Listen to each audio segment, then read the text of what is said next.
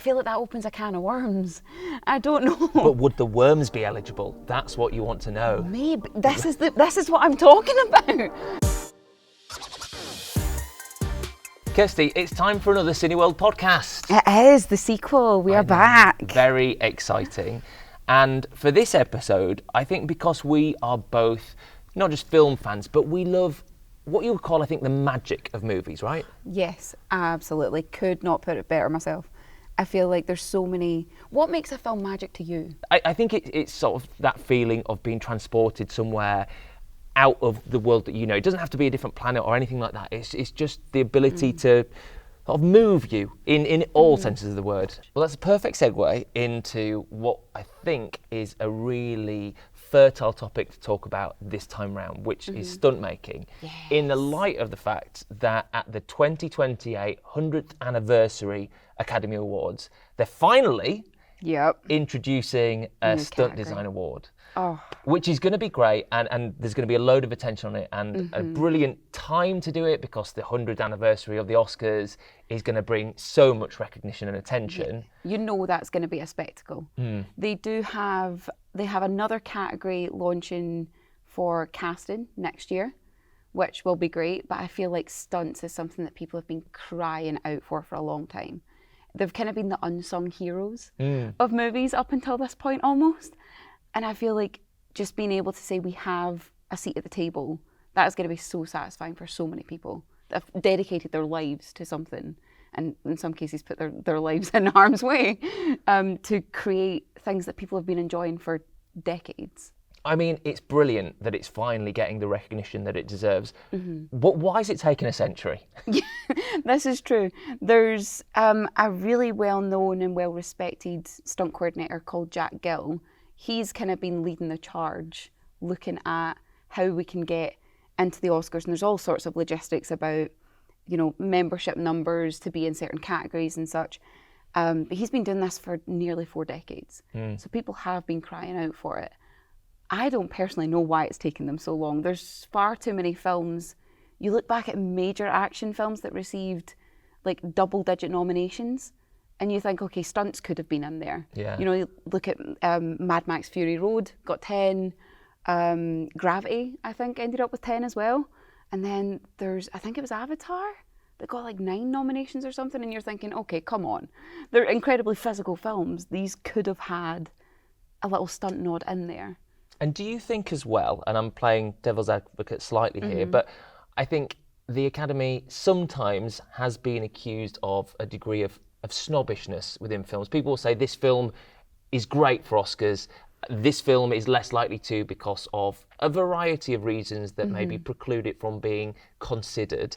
And a Stunts towards the end of that sort of spectrum where people think it's not high art. I do think there's definitely a slight lean towards a type of film that is deemed Oscar worthy. And a lot of people will go and see films, and that's where the term Oscar bait comes from. But I do think there's starting to be a shift. It also opens up that conversation, doesn't it? What else should be recognised at the Oscars? Because we're sort of obviously building up a great catalogue of different nomination categories now. But are there any glaring omissions still in your eyes? There's one that's come into conversation recently, and it's because a film released recently called Good Boy. And it was basically a haunted house horror film following the perspective of the dog as opposed to humans. You'd never see humans' faces in this film. So now there's a lot of people crying out for whether it's animal trainers or animal performances in horror films, or not even just horror films, but generally in films, to be recognised. But I feel like that opens a can of worms. I don't know. But would the worms be eligible? That's what you want to know. Maybe. This is what I'm talking about. But I'm not sure if I'm necessarily on the side of that quite being category worthy at this point. Do you have anything in mind? In terms of Oscar categories that I would like to see, and I don't want to trivialise the Oscars, but best accent. I think an accent absolutely makes or breaks a role. If someone's got a terrible accent, it takes me right out of that film. And I think if you are not very good at your accent, I am not going to buy it. I need to be completely invested. And if you're coming in with sort of your take on a deep South American drawl, or a Scottish accent. all right, well, this We've isn't been your butchered. actual accent, is it? You're from Essex, but you just roll with it. Yes, I'm very good at putting whatever this has on. Yeah, you're fully committed. Yes. So we're going to look forward to that in 2028. Absolutely. But absolutely. It's also 2028 is the 100th anniversary of the Oscars. And I think when you go back to the first Oscars, you're talking about sort of still silent movie era and that kind of classic films of that age. And stunts were such a huge part of why people went to the cinema in the 1920s and a little bit before that as well. You know, your Charlie Chaplin's and particularly your Buster Keaton's, your Harold Lloyd's. Yep. And I love those films and I still think they stand up today because you don't need dialogue for a great stunt because it transcends everything, doesn't it? Yeah, if anything, stunts come in when words fail. You know, like it says more about what's going on. I definitely feel that stunts have just existed. It is so strange that you put it that way, that they've been here since like the 1920s. So they've been here for about 100 years, and yet the 100th Oscars is when it's coming into play. Because I think about a genre of film that I really, really like is Westerns. It might seem a bit of a wild card, but I love Westerns. So I love like Butch Cassidy and the Sundance Kid, so like 50s, going all the way to like Michael Hirst's Billy and the Kid series. It's just, I feel like you look at those high speed like horse riding scenes, that's a stunt. Yeah. There's so many things that can be considered stunts, and it does sort of just turn into this never ending list. You know, you've got motorized stunts. We've seen it recently this year with F1 the movie, which was just incredible. You've obviously got the new, off the back of that, they've confirmed that the same team mostly are going to be making a film about the Isle of Man TT motorbike racing. So coming from a personal experience with people who do stunt riding and stunt biking and motocross and supermoto, I have so much respect for anyone who does like motorized stunts. I think that's just a whole other beast. And you know you're getting that full high octane experience. It's not something that you would turn around and say to everyone to do. I think there's got to be a willingness and there's got to be a competency there. There's no point letting the ego step in and be like, yeah, I'm gonna do all my own stunts, and then they end up like injured and postponing filming for 6 months while a leg heals or something. But there are actors out there that have made it a calling card, like you say. Is there anyone that, like, if I was to say stunt actor, who comes to mind for you? I mean, immediately, it's obviously got to be Tom Cruise. There's no name that you can put. I mean, you know, with the exception of someone like Jackie Chan, who iconic. I think stands shoulder to shoulder, but has a slightly different sort of role within film in that he's obviously got his martial arts background and you expect him to be amazing at fight scenes. Yeah. Whereas Tom Cruise just seems to have absolute, I don't know, I don't know what level of consciousness he's reached where he's happy to do what he does, knowing that the smallest slip could be the last slip he ever makes. I mean, that to me is, I can't divorce myself from reality like he does. No, 100%. And to be able to deliver the performances that he does, it's like you're really falling out of a plane right now, and you're given full face card. That's quite impressive. What I think is really interesting about the life of a stunt double is that the recognition is almost zero for what you've done, but you play such an integral part in that film because you've got to sell it, and you've got to, I guess, assume characteristics of the actor. So it might be their gait, it might be their mannerisms, the way they move, the way that they're, you know, you can, if you're watching, I don't know, a sports game, for instance, you can tell from half a mile away in the stands what player it is because of the way that they run, and so you need to be able to observe that from signature. And then you've got people who are stunt doubles who have dedicated their lives to a particular maybe martial art or other sort of physical discipline, which will enable them to be very flexible, very competent on screen and choreograph as well as take part in a lot of these things like intense fight sequences. And it's such a craft, isn't it? It's such an art form.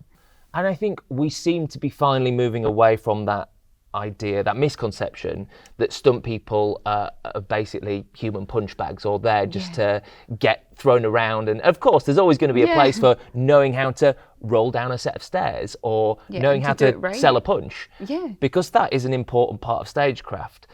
We mustn't forget there have been some cases, some fairly high profile cases of stunt actors for whom, you know, a stunt has gone badly wrong. And you know, none more so than Daniel Radcliffe's stunt double in the Harry Potter films, who suffered a life-changing injury and has been able to talk about that and sort of, you know, become known for podcasting about it and how he's taken that on. But, you know, there are very real dangers, and these are people who are putting their life at risk for something that they love, and that is a hugely admirable thing to have achieved. Yeah, 100%, especially if the scene that they do ends up being one of the most talked about points of a film. You know, if you look at an epic fight sequence, or you look at, you know, I don't know, an episode of Game of Thrones, for example, people always talk about the big battle sequences, and you know, in Lord of the Rings, people talk about, you know, when the orcs finally face off with the Uruk-hai and things like that. These were stunt people who got zero recognition, and it's the major points of the films that people always go, that's that movie. Yeah, absolutely. I mean, going back to that original concept of the Oscars finally recognising stunts, it does make you wonder, doesn't it, how many great stunt sequences and set pieces might have been rewarded in previous years. Is there any for you that sort of stick out and you think that is the one that I would have loved to have given an award to, because it's just it's everything that you want on a cinema stunt? If I had to pick a favourite, it would be the start of Lethal Weapon. Amanda Hunsaker jumps off of the balcony and lands on a car. And I think this is my favourite, not because of the jump, but just of how it was executed. She landed on an airbag. In the film, you see the bird's eye camera view of her falling, and it looks like it's CGI underneath her. They painted that sidewalk in the car onto the airbag and then cut to the full set piece of her landing on the car. I think as a stunt, to be able to do that jump, first of all, incredible. To be able to do that jump onto something that looks that realistically dangerous, to the point where people are just now noticing that it was painted there, that's my favourite. I mean, I think the danger factor basically makes it my favourite. Yeah, I think because I'm not the best flyer. I'll fly, but I hate turbulence. And it's Tom Cruise in The Mummy, the 2017 version of it, in the zero-G plane. Okay. Because this whole thing just blows my mind. So obviously, on Earth, we're sadly constrained by gravity, and it plays rather a large role in our day-to-day lives. It does. It keeps us grounded, which for some people is good. Yeah, some people can't defy it. Yeah, well, exactly. But for Tom Cruise, obviously, he has to go big, and he went on one of these parabolic zero-G flights that you can only do, I think, out of France, in order to create this effect in the film where the plane that they're on is literally nosediving. They go to France and they film this whole thing, and what I think is incredible. So in order to achieve the effect of zero gravity, you have to do what the plane would be doing, which is basically fly up almost vertically and then nosedive. And I think they keep the engine on to a point where you counteract the dive. So you are sort of in control. Obviously, it's not going to feel like that when you're nosediving in a plane. You know, stunts always used to be billed as being death-defying, didn't they? And that to me is death-defying. You are literally in a plane which is careering towards the ground. And personally, I can't think of anything worse than that. So that's my worst nightmare. Full admiration and awe. That to me is cinema. That is what you can only do on the big screen. That is what makes a movie magic. Exactly. Here we go. I feel like if that's your favourite, and we know my favourite, I think you should comment below what your favourite is. Because now I'm very intrigued. I feel like you could get such a plethora of responses to that, because people are going to have their niche, aren't they? Yeah, exactly. I like that. Yeah.